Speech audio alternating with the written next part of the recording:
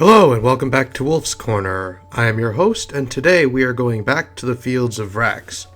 Last time we saw the Imperium try, fail, and then succeed in breaking the traitor force's outer defensive line, and begin a general advance towards the second defensive line in order to get back onto their assault timetable. However, this plan is going to quickly be thrown out the window, just like it usually does. And here's how it happened. Remember how last time we finished with the Death Corps punching through the outer defensive line of the traitor's position? Well, it was not the only position that was abandoned. If you look here, notice how the northern section of the second defensive line shoots out and connects with the outer defensive line? Well, that portion was no longer able to be defended after the guardsmen broke through the outer line. So naturally, the Imperials took advantage of this and started to push through the second line from the north, pushing to cut off the second line and head towards the final defensive line in very short order, ahead of their timetable. This advance was not going to be left alone for too long. One of the regiments in this advance, the 19th Siege Regiment, was holding positions at another well-named location, Sector 60-53. While there, the sentries reported that there were sounds of vehicles moving through the night. So naturally, the Kriegsmen decided to start blasting artillery shells towards the area that sounds were coming from, thinking it was nothing more than a local counterattack. To stop this attack, the forward companies of the regiment got reinforcements, and a stand to was given. For those who don't know, this basically means that every single guardsman in the front lines would have been woken up by their sergeant or commissar with a kick either to their side if the waker was being nice, or more likely they got a boot to the side of the head to get them up and on the trench firing line with las guns pointed down range. At first, there were only sporadic artillery shells dropping around the Kriegsman's position, but then a torrent of shells began to pummel their trenches non-stop. Along with these high explosives, the traitors dropped smoke shells that spewed out a thick white cover that hid everything within. Out of this thick white cloud cover, tanks and chimeras of the traitors came rushing towards the Krieg lines. Swarms of traitors wielding knives, axes, blades, and bayonets fixed to their weapons directly in the path of guardsmen's lasguns, heavy stubbers, and heavy bolters. Even with the disciplined firing of the Kriegsmen, the traitors came at them like packs of rabid dogs, destroying the company trenches piece by piece with bullets and tank shells. All this destruction was being observed by Colonel Adel, commander of the 19th Regiment, who sent his reserve companies forward to try and stop this attack. While those men were rushing into the trenches to stop the traitors, the colonel was also calling for reinforcements from higher command. Unfortunately for Adel, there were no reinforcements coming to help him. He and his troops were on their own. And by mid-afternoon of the fighting, artillery from both sides began their positions. So first they get attacked by murderous zealots, then they get both enemy and their own artillery dropping on their heads. Come sign up for the Battle of Vraks, you'll never forget it. While the attack was happening, the traitors managed to take around 19 quad artillery launchers and heavy mortar pits, and as the case with a smart attacker, turned these guns around and started using them right until they ran out of ammunition. By the time night fell, there was no clear front line in the 19th Regiment's zone. Just a jumbled mess of squads, platoon, or company-sized units all trying on their own to either attack or defend the area. In the morning, the traitors renewed their attack, charging right into the 19th Artillery, battling trench through trench until Colonel Adel himself was fighting with his men in the trenches with a lasgun in hand. After a second attack was repulsed, the colonel realized that he had to make a hard decision. The trenches to the left and right of his remaining force's position were in the hands of the traitors, and his second-in-command, Lieutenant Colonel Dinah, was dead after an enemy tank destroyed the colonel's command dugout. Out of his entire regiment, only 80 soldiers were left able to fight. Thus, Adel gave the order.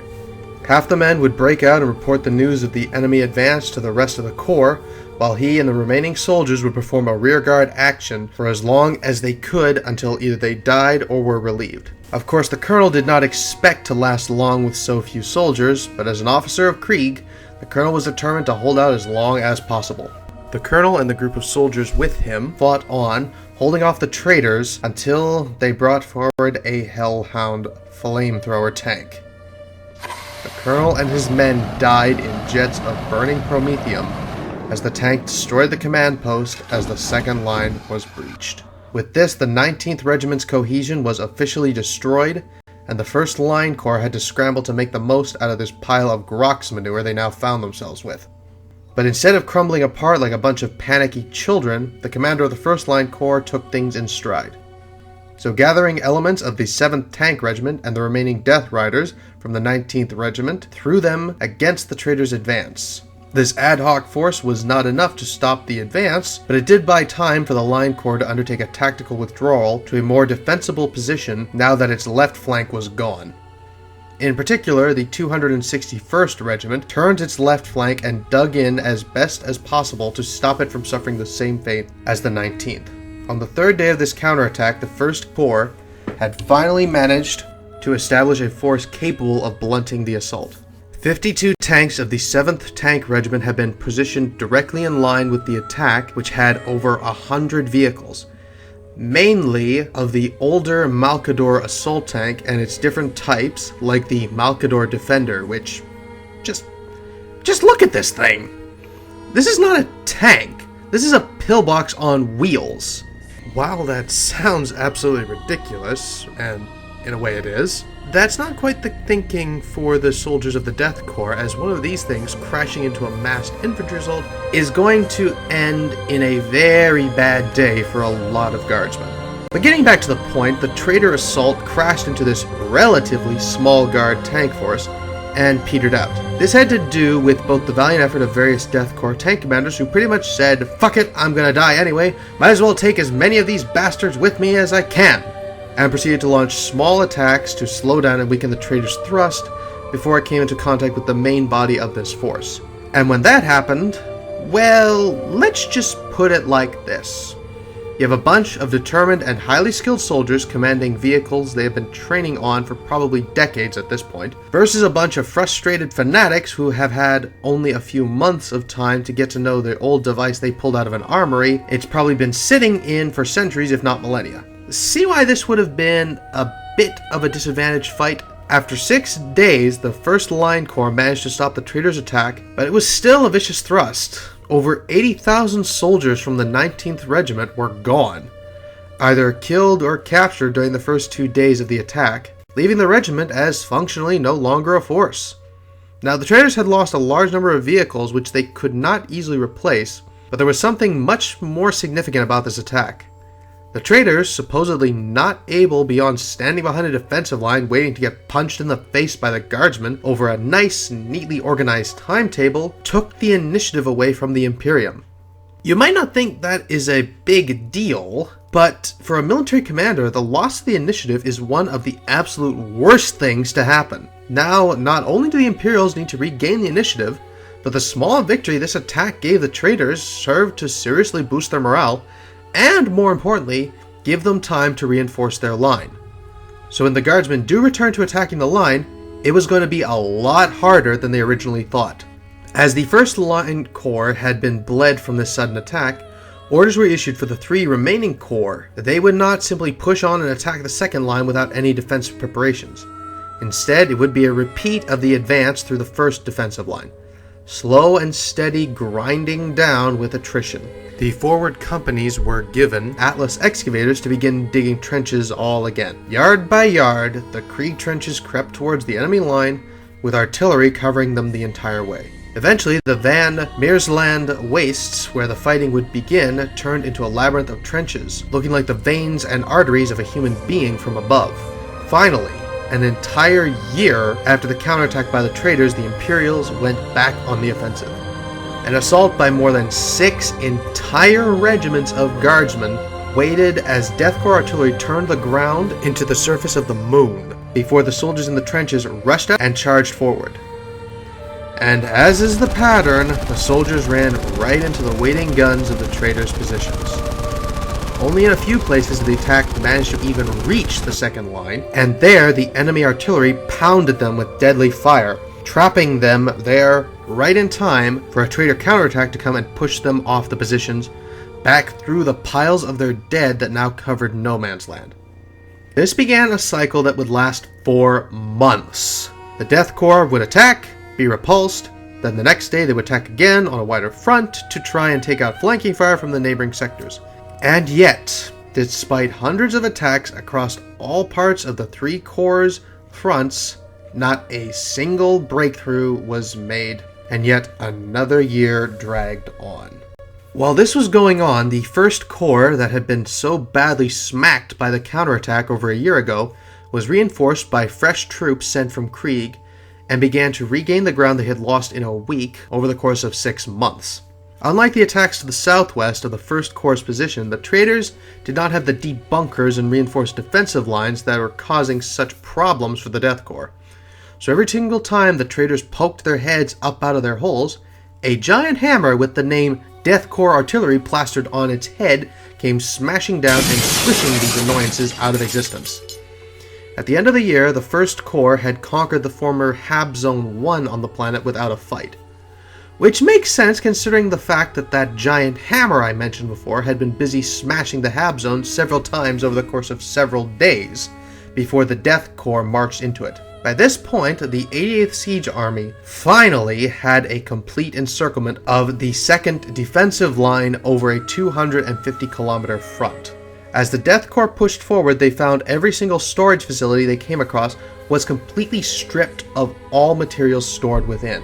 The traitors had moved them to the fortress to be used against the guardsmen. For another 2 years, the front stagnated. No breakthroughs coming as the two sides employed harassment tactics, preventing a chance for unguarded rest for soldiers of either force. During the midpoint of year 818 M41, the Krieg 158th Regiment decided to launch a raid in another well-named position, Sector 50-45 in their front. They were planning to capture and destroy a large defense laser silo that was part of the orbital defenses of Vraks. Instead of the usual artillery bombardment, the Kriegsmen crept forward without any sounds indicating they were about to attack. The leading grenadier squads used the cover of a gloomy and dark night to approach the defensive positions around the silo, freezing every time a star shell burst above them, pretending to be another corpse that lied in no man's land. One of the grenadier squads ran into an enemy patrol and managed to fight them off. Normally this sort of action would end an entire operation, but luckily for the grenadiers, the traitors' sentries thought it was just another usual engagement in no man's land, so they did not sound the alarm. The grenadiers counted their luck, thanked the God Emperor, and pressed on to the wire.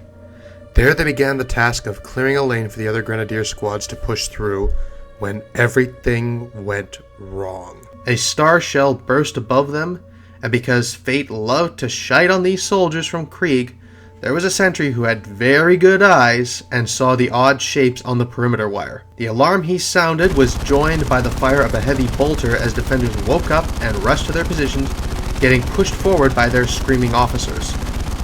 With no other choice, the grenadiers kept attacking, rushing through the wire to not die there.